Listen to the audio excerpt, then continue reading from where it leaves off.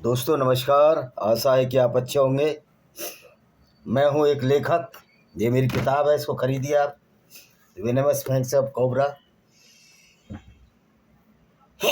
दोस्तों, जब हम सच्चाई बताते हैं, जब हमने ये बताया कल कि वैदिक धर्म एक सर्वश्रेष्ठ धर्म है जिसमें वसुदेव कुटुंबकम की परिकल्पना है, लेकिन जब ये धर्म में जो गंदगी डाल दी गई रामचरितमानस ज़्यादा या मनुस्मृति द्वारा, तो लोग वीडियो को पसंद नहीं कर रहे हैं। सच्चाई थोड़ी कड़वी होती है। मुझे परवाह नहीं कि लोग वीडियो को पसंद करें ना करें, पर हम सच्चाई बताते रहेंगे। और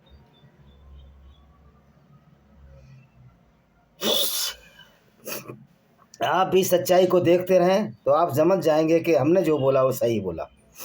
तो दोस्तों, आज का मौजू है कि जो बुद्ध धर्म के लोग हैं आज सनातन धर्म पर चोट कर रहे हैं, एक दुश्मनी पाले हुए हैं। उसकी वजह यह है कि जो हिंदू धर्म में पोंगा पंडितों ने, पृष्ठली क्लास ने जो मूर्खताएं भरी बातों को समाहित कर दिया, उसकी वजह से आज सनातन वैदिक धर्म का ह्रास हो रहा है। हाँ, कुछ चीज़ें जो किताबों में लिखी गई हैं, वास्तव में वो चीज़ें जैसे मनुस्मृति, ब्राह्मण के मुख से ब्रह्मा के मुख से ब्राह्मण पैदा हो रहे हैं, ये चीज़ें वास्तव में सत्य चीज़ नहीं है। विज्ञान ने साबित कर दिया है कि मनुस्मृति एक झूठा प्रोपोगंडा का ग्रंथ है, और ये कि जो पैदा होते हैं वो अच्छे पैदा होते हैं, यानी कि वो लोग जो पैदा होता है ब्राह्मण वो सर्वश्रेष्ठ होता है। अरे उसी वीर्य और स्पर्म से दुनिया पैदा है, तो वीर्य का छटान, सर्वश्रेष्ठ का छटान ये कौन कर रहा है? विज्ञान के हिसाब से तो एक सेल है, वीर्य एक स्पर्म है, और उसी हिसाब से वजाइना है, तो सारे वहीं से पैदा हो रहे हैं। फिर सर्वश्रेष्ठ का भाव कहाँ से आ रहा है? तो निश्चित तौर पर ये जो गंदगियाँ हैं, ये गंदगियाँ उन लोगों ने जो सनातन वैदिक धर्म के शत्रु हैं, उन लोगों ने ये गंदगियाँ लाई हैं। और इसमें बहुत बड़ा योगदान उस ब्राह्मणवादी व्यवस्था का है, जिन लोगों ने अपने आप को सेल्फ प्रोक्लेमेड घोषित कर लिया, स्वयंभू घोषित कर लिया और बोल दिया कि हम सर्वश्रेष्ठ हैं। अपने कहने से कोई सर्वश्रेष्ठ नहीं होता। अब मनुस्मृति में बहुत सी मूर्खतापूर्ण बातें हैं। अगर आप उनको सर्वश्रेष्ठ कहते हो तो ये आपका मानसिक दिवालियापन है। हाँ, जो मुसलमान ये कहते हैं, जो हिंदू धर्म पर टिप्पणियाँ करते हैं, पहले उनको अपने धर्म की गंदगियों को देख लेना चाहिए कि किस तरह से उनका मोहम्मद का क्या कैरेक्टर था और मोहम्मद किस तरह का व्यक्ति था। किस तरह मोहम्मद पूरी ज़िंदगी काफ़िले लूटता रहा, पूरी ज़िंदगी औरतों से बलात्कार करता और करवाता रहा। तो कम से कम मुसलमानों को तो सनातन वैदिक धर्म पर टिप्पणी करने का कोई अधिकार नहीं है। पहले उनको अपने घर देख लेने चाहिए कि उनके घर किस तरह के हैं। और एक बहुत शानदार कहावत है कि जिसके घर शीशे के होते हैं वो दूसरों के घरों पर पत्थर नहीं फेंका करते।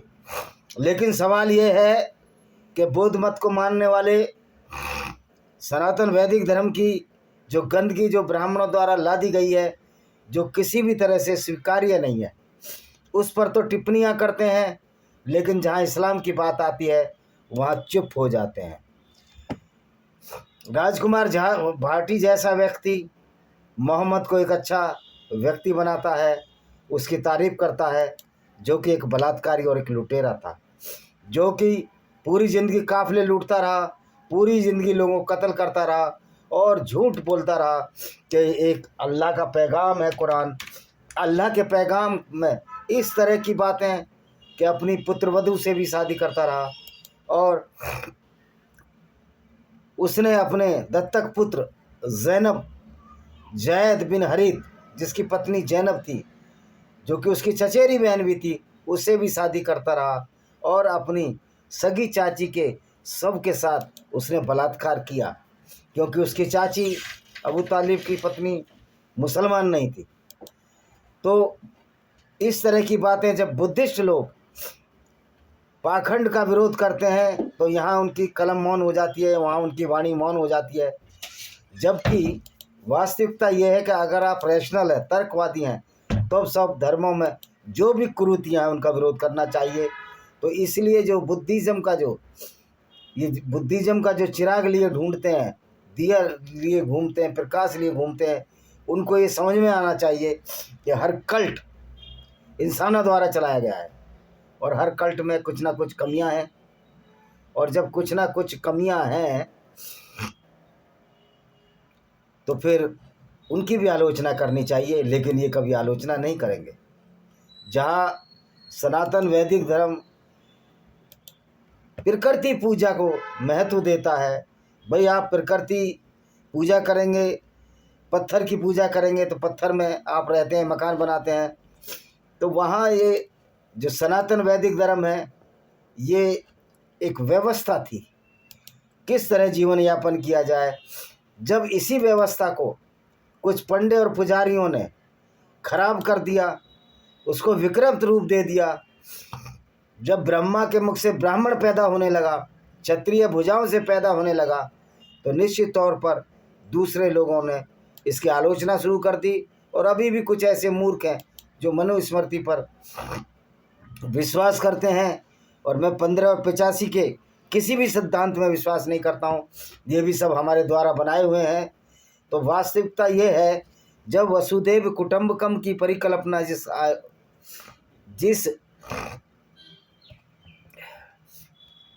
वसुदेव कुटुंबकम की परिकल्पना जिस व्यवस्था में हो, जो ये कहता हो कि पूरी दुनिया ही हमारा समाज है, तो वो कैसे गलत हो सकता है। तो हमारा मूल जो रूप है सनातन वैदिक धर्म का, वो कैसे गलत हो सकता है। और जो लोग कहते हैं कि वो बुद्धिज़्म पहले आया, अरे बुद्ध किसको मानते थे? अगर बुद्धिज़्म पहले आया तो बुद्ध किसके यहाँ पैदा हुए थे? आपको ये भी पढ़ना चाहिए, और वो किस तरह की मान्यताओं को मानते थे। तो दोस्तों, आप देख सकते हो कि किस तरह से हिंदुओं को सबसे ज़्यादा नुकसान पहुंचाने में ब्राह्मणवादी व्यवस्था का हाथ है।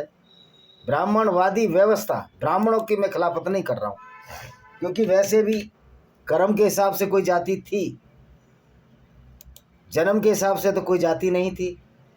विश्वामित्र ब्राह्मण बन गए थे जो क्षत्रिय कुल में पैदा हुए थे, ऐसे बहुत उदाहरण मिलते हैं। जब कर्म के हिसाब से जाती है तो फिर मनुस्मृति सीधा ब्राह्मणों को कैसे पैदा कर रही है, कैसे क्षत्रियों को पैदा कर रही है, इसको हमें सोचना चाहिए। तो दोस्तों, आज सनातन वैदिक धर्म को बचाने की आवश्यकता है, और इन पोंगा पंडितों, इन पाखंडियों से दूर रहने की आवश्यकता है।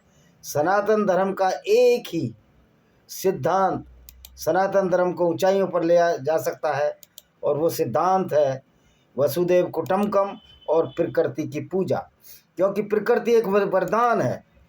प्रकृति, पानी हमारे जीवन का आधार है, पेड़ पौधे हमें भोजन देते हैं और हमारे जीवन की आवश्यकताओं की पूर्ति करते हैं। तो ये कहना कि वसुदेव कुटुंबकम की परिकल्पना गलत है, ये, और दूसरे कोई भी धर्म देखो, जब तक आप बुद्ध को मानोगे, बुद्ध को नहीं मानोगे, आप बुद्धिस्ट नहीं हो सकते। आपको बुद्ध को मानना ही पड़ेगा, बुद्ध की पूजा करनी ही पड़ेगी, तब आप बुद्धिस्ट हो। आप जीसस का इस सिद्धांत मानो, जीसस को सन ऑफ गॉड मानो, तब आप ईसाई हो। और आप यहूदियों की धर्म पुस्तक तोरा को मानो, तब आप यहूदी हो। और आप कुरान की उन झूठी अमर्यादित गुंडागर्दी को मानो, गैर मुस्लिमों को कत्ल करने की बात मानो, तब आप सच्चे मायने में मुसलमान हो। लेकिन सनातन वैदिक धर्म इन सब बातों की संभावना को खारिज कर देता है जब वो कहता है कि वसुदेव कुटुंबकम, पूरी दुनिया ही हमारा समाज है।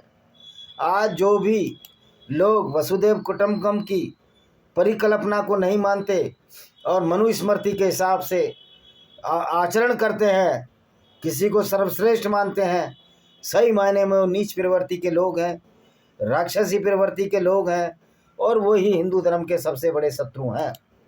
तो दोस्तों, ये बुद्धिज्म वाले लोग भी क्या बुद्ध की पूजा नहीं करते? तो सनातन वैदिक धर्म एक ऐसा धर्म है, आप किसी की पूजा ना करो तो भी आप सनातनी हो। आप मंदिर जाओ ना जाओ, मूर्ति पूजा पूजो ना पूजो, यद्यपि सनातन वैदिक धर्म में मूर्ति पूजा का निषेध है, भगवान को निराकार माना गया है। तो दोस्तों, वेदों की तरफ लौटना पड़ेगा। जब तक आप वेदों की तरफ नहीं लौटोगे, सनातन वैदिक संस्कृति का उद्धार नहीं हो सकता। और जो सनातन वैदिक संस्कृति है वही सर्वश्रेष्ठ है, और इस सर्वश्रेष्ठता को बनाए रखने के लिए हमें मनुस्मृति को और रामचरितमानस को गड्ढे में फेंकना पड़ेगा, कौटिल्य के चाणक्य की थ्योरी को गड्ढे में फेंकना पड़ेगा। मानवता का मूल आधार वसुदेव कुटुंबकम की परिकल्पना को मानकर ही सनातन वैदिक संस्कृति का उद्धार किया जा सकता है। सनातन वैदिक न सिर्फ एक विचारधारा है बल्कि एक संस्कृति है। और किस संस्कृति में प्रकृति की पूजा होती है, हम वृक्षों को भी पूजते हैं, उनसे खाना मिलता है। हम जानवरों को पूजते हैं, जानवरों में भी हम ईश्वर का रूप देखते हैं, क्योंकि सबकी जान बराबर है। आज इसी सनातन वैदिक धर्म पर इतने प्रहार हो रहे हैं, उसकी वजह है ये जो ऊंच नीच मनुस्मृति, रामचरितमानस, ये कुछ गंदी किताबें जो हमारी संस्कृति को धर्म भ्रष्ट कर रही हैं। और ये सनातन शंकराचार्य की परंपरा, रामभद्राचार्य जैसे पाखंडी,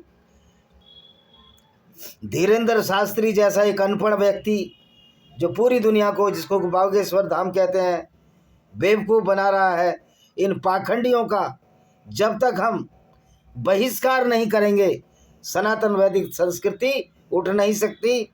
सनातन वैदिक धर्म को सर्वोपरि बनाने के लिए आवश्यकता है कि हम पाखंडी इस व्यवस्था को, जिसमें कि कोई व्यक्ति जन्म से ऊंच या नीच हो जाता है, इस पर लात मारने की ज़रूरत है, जूते मारने की ज़रूरत है। और ये बेमतलब की किताबों को, मनुस्मृति, रामचरितमानस की किताबों को रद्दी की टोकरी की किताबों से ज़्यादा अहमियत देने की ज़रूरत नहीं है। अगर आपको सही स्वरूप इस्लाम की गुंडागर्दी को जानना है तो ये किताब पढ़िए, venomous fangs of cobra, dangerous poison to society. ये अमेजॉन, फ्लिपकार्ट पर है, रुद्रा पब्लिकेशन बिलासपुर पर ये उपलब्ध है। वंदे मातरम, जय हिंद, आपका दिन शुभ हो।